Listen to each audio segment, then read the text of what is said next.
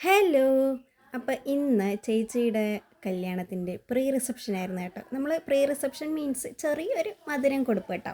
അതേപോലൊക്കെ നമ്മൾ സെറ്റ് ചെയ്തു. അപ്പോൾ അതിന് വേണ്ടിയിട്ടുള്ള റെഡി ആവുകയാണ് ചേച്ചി. ഫേസ്റ്റൊക്കെ കല്യാണമൊക്കെ കുറച്ചൊക്കെ വന്ന് നമുക്ക് അതൊന്ന് സെറ്റാവാണ്ട് അതൊക്കെ അങ്ങ് പോയി.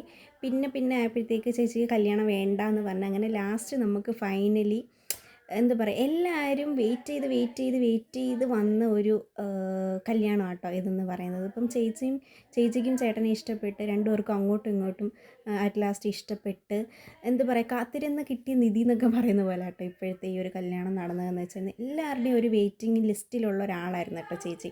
ഞാനിപ്പം എൻ്റെയും ജിജോയുടെ സിസ്റ്ററാണ് ചേച്ചി എന്ന് പറയുന്നത് ഞാൻ.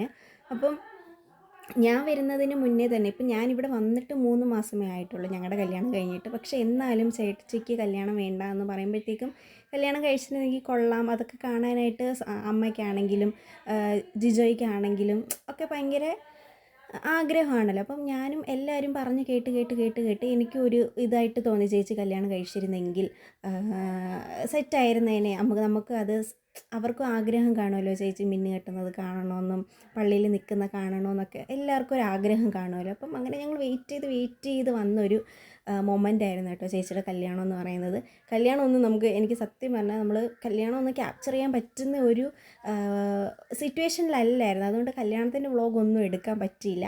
അതുകൊണ്ട് നമ്മൾ ഇതിൻ്റെ അകത്ത് ചേച്ചീനെ കുറച്ച് ആഡൊക്കെ ചെയ്തിട്ടുള്ളൊരു വീഡിയോ കേട്ടോ. അപ്പം ഞാൻ എൻ്റെ പ്രീ റിസപ്ഷൻ ഇട്ടിരുന്ന ഡ്രസ്സായിരുന്നു കേട്ടോ ഇട്ടിരുന്നത്. അപ്പം ഇവിടെ അങ്ങനെ ഇട്ടിട്ടില്ലല്ലോ, അങ്ങനെ അതിട്ട് നമ്മൾ റെഡിയൊക്കെയായി. ഓപ്പൺ ഹെയർ ആണ് കേട്ടോ ഞാൻ ഇട്ടത്. അതിനുശേഷം നമ്മൾ സെറ്റായി. ഇതാട്ടോ എൻ്റെ ഔട്ട്ലുക്ക്. നമ്മുടെ ഷറാറയാണ് സാധനം കേട്ടോ. അങ്ങനെ നമ്മൾ സെറ്റായി മധുരം കൊടുക്കാനൊക്കെ ഇറങ്ങി കേട്ടോ.